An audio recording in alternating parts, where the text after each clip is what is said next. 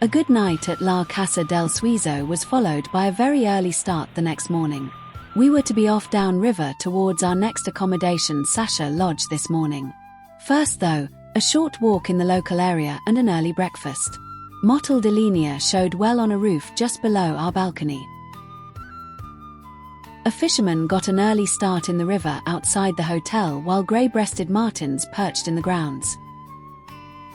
Our guide had called this hotel Amazon Light, and it was indeed filled with leisure-wear-clad tourists taking a relaxed breakfast and wondering about the khaki-dressed cohort heading out at this unearthly hour. I don't think they would be getting too far downstream. The hotel's resident mealy Amazon and blue and yellow macaw would be the highlight of their wildlife encounters. Our boat was waiting. A motorized canoe that had been fitted with canvas deck chairs that were not fixed to the deck. One of us was distinctly windy about this arrangement, especially when we would be disembarking on islands on the way downriver to do some birding. That's probably why we have no photos of this voyage. We were quite pleased to reach El Coca, a small town, and disembark to wait for additional visitors that were heading to Sasha Lodge and arriving by small plane from Quito. The trees by the river were the refuge for some rescue monkeys, including common woolly monkey, yellow-handed titty, and the lovely white-fronted capuchin. We enjoyed whiling away the wait watching their antics. When our fellow Sasha lodgers arrived, we all loaded up into a much larger motorized canoe for the trip to Sasha. We docked at a spot on the river bank and our luggage was collected by a small army of lodge staff.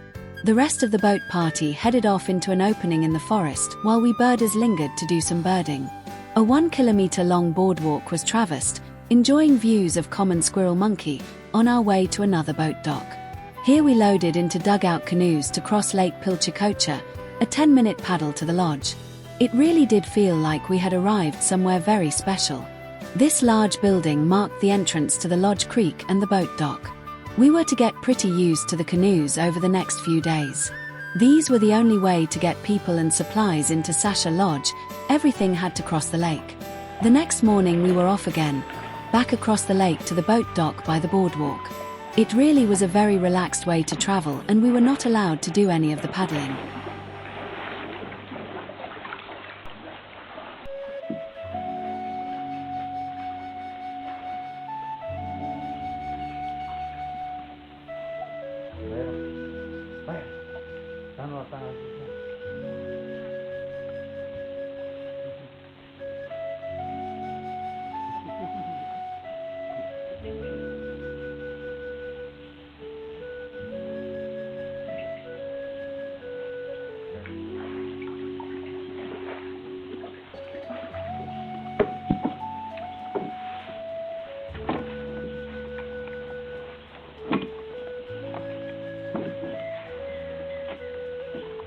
Once back at the Napo, we boarded yet another boat to take us across the river. It is clear that the river is a major highway in these parts. Like all highways, sometimes there are blockages, like this tree that had recently come down. Still, the boatman had come prepared, and it was amazing to watch timber clearance by a guy with bare feet and a very big chainsaw.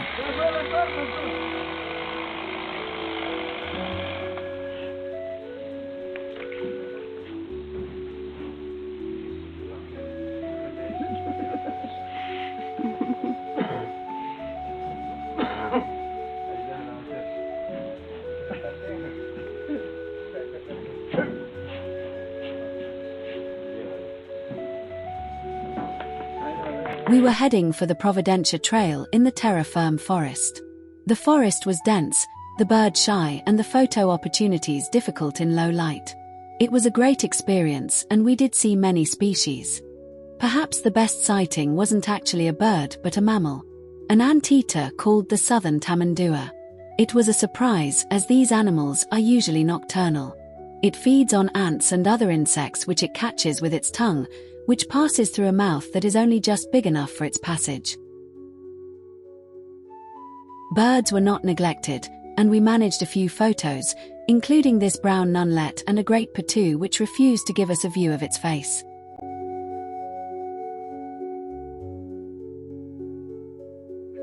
Very difficult to photograph in the thick forest and low light was a hera-crested antbird, typical of almost all birds with ant in the name. Not quite so difficult were the common squirrel monkeys.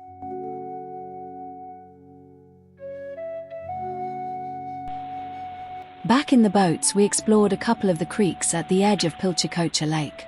It really was an ideal way to creep up on the birds as the canoe slipped almost silently along.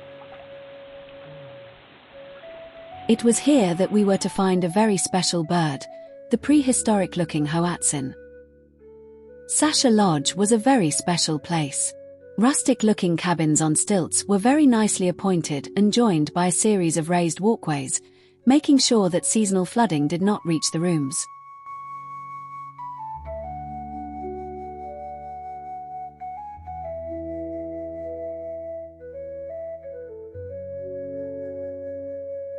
Another trip had us heading back to the river, via the boardwalk where we enjoyed watching Colombian red howler monkey clambering through the trees.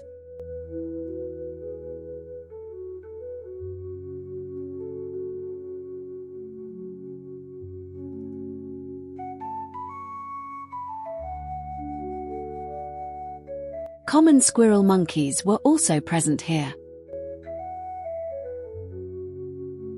And a special find was a day-roosting ladder-tailed nightjar. This time we took a trip up and down the river, rather than across, finding pied lapwing on the sandbanks in the center of the river. The afternoon was to be a rare free period, so after an investigation of one of the side creeks of the lake, the ominously named Anaconda Creek, no anacondas were seen unfortunately, we were let out to play on the lodge site. Obviously we went birding, a chance to put our newfound Ecuador knowledge to the test. A double-toothed kite was a nice find for us.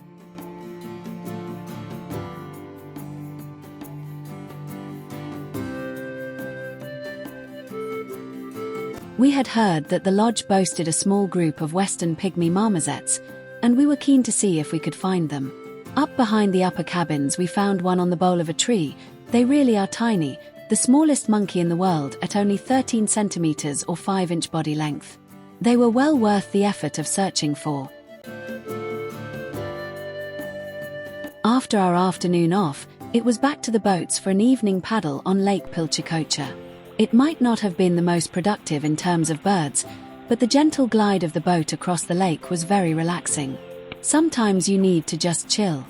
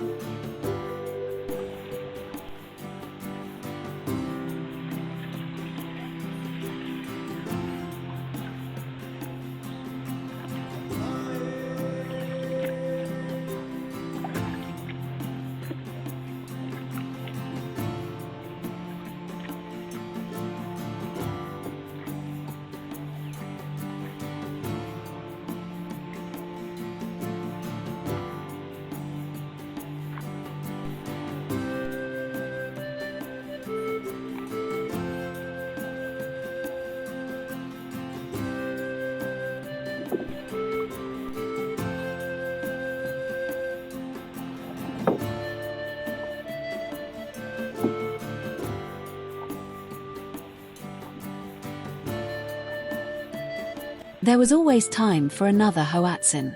These unique birds feed on leaves and are the only birds able to ferment vegetation in their stomachs, similar to ruminant mammals. Heading back to the lodge for supper, we said hello to the resident spectacled cayman, always to be found in the grass near the boat dock each evening. The next morning would be spent on dry land, or at least not afloat. Actually, we were booked to use the lodge's famous canopy walk, 36 meters high and 275 meters long, strung between 3 high towers. It would allow views of some canopy birds and did deliver such delights as gilded barbet, golden-collared toucanet, and spangled cotinga.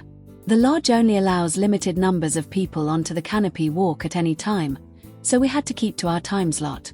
The rest of the morning would be spent birding the grounds back on terra firma. Purplish jacamar showed very nicely.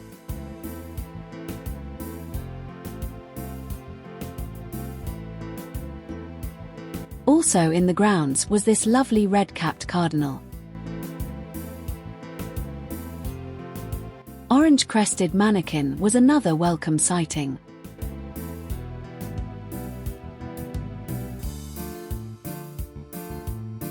At the time we saw it, this was the Amazonian form of white-tailed trogon, now given its own species as greenback trogon.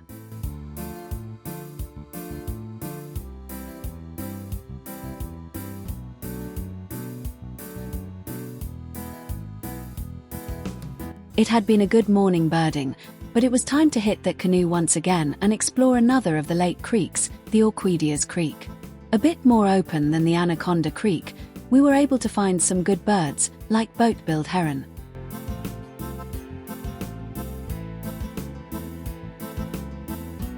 A splendid little green and rufous kingfisher was a delight to see.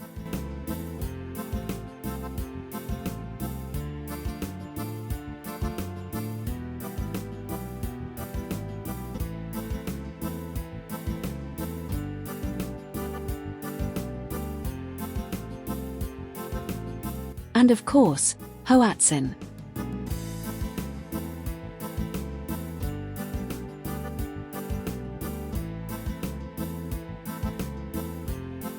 It was here that we also found our first agami heron, typically hiding in the very darkest part of the foliage.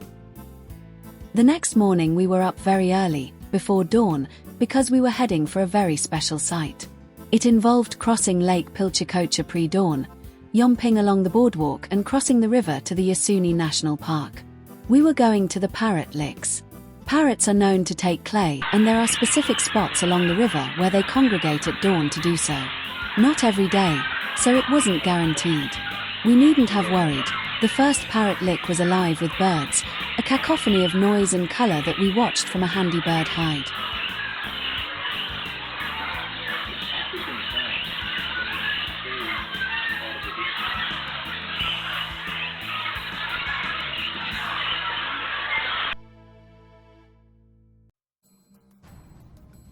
What an amazing experience! This mixed flock included yellow-crowned Amazons and dusker-headed parakeets.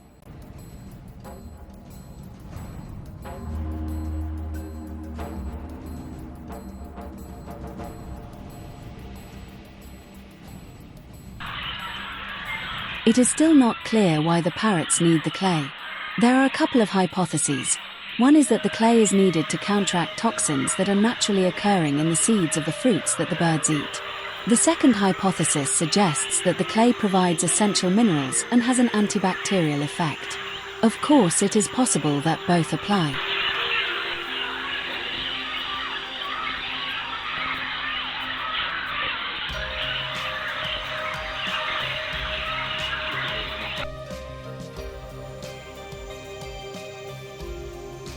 One of the most numerous of the species present here was the lovely blue-headed parrot.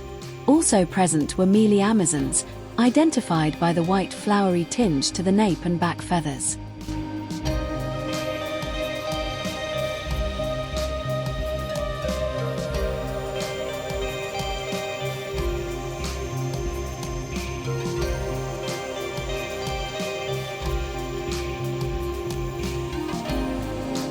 We moved on to another site a short distance away, this time a small cave with a pool of mineral-rich water. If anything, this was even noisier and more colorful than the last stop. The species present were also different.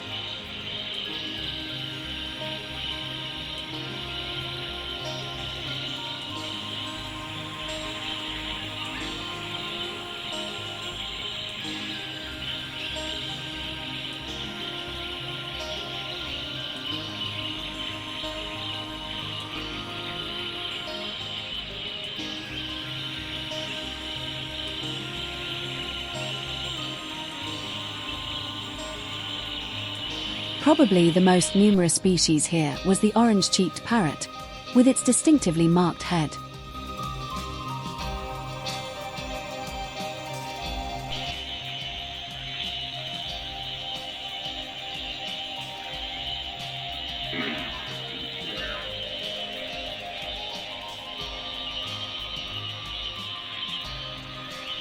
Incidentally, our tour guide said that he'd never before seen so many different parrot species at the two parrot licks. It seemed that we had been very lucky with this. In fact, we'd been very lucky for the whole trip, with virtually no birding time lost to rain, which was almost unheard of. It should mean a very good species total, or at least we hoped so.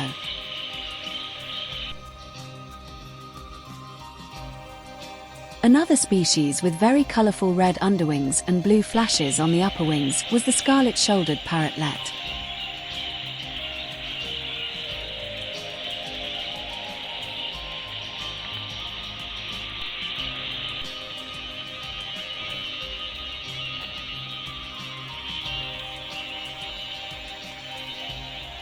An orange-cheeked parrot flew in to share the perch, showing that this species is considerably larger than the parrotlets.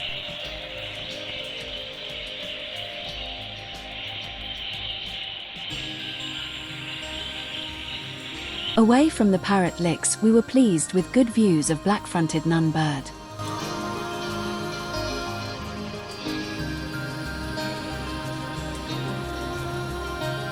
And a very nice white-chinned jacamar.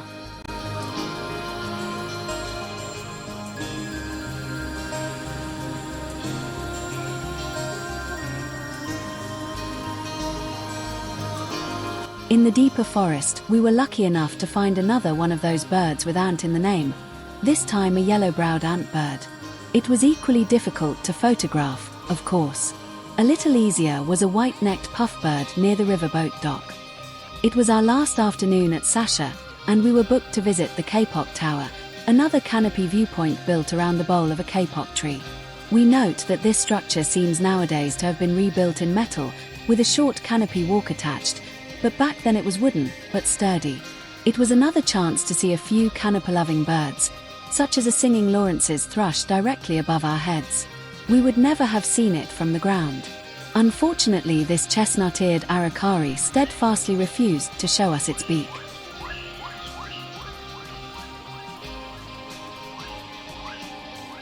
Almost our last boat trip, returning from the kapok tower in the low evening light. Tomorrow, after breakfast, we would be heading back to the relative civilization of El Coca, although birding all the way. A roosting spectacled owl obliged with obscured views as we traversed the boardwalk back to the river. We boarded our last boat for our journey back to Coca, where we would board a small turboprop plane for a spectacular flight over the Andes to Quito. That was the end of the main Andes and Amazon tour. It wasn't the end of our trip though, as we had arranged to be transferred to a lodge on the western slope of the Andes, birding on our own, mostly. We were pretty excited. Sasha Lodge had been an unforgettable experience, and the tour list of 562 species was not bad for only 11 days birding. Could we add to that, we wondered? We'd be having a very good try. For more information, see our Ecuador birding travelogue, available in both ebook and paperback formats, from Amazon. Our latest trip was to Kenya, and there are 3 travelogues covering this beautiful and diverse country. Don't miss the Kenyan Birding Safari series of videos on our YouTube channel. We hope you enjoyed this video. Please take a moment to like and subscribe to our channel to see the other videos in the Ecuador series and all of the other videos we have produced. Coming next, we will explore the birds of the western slope of the Andes. Thanks for watching.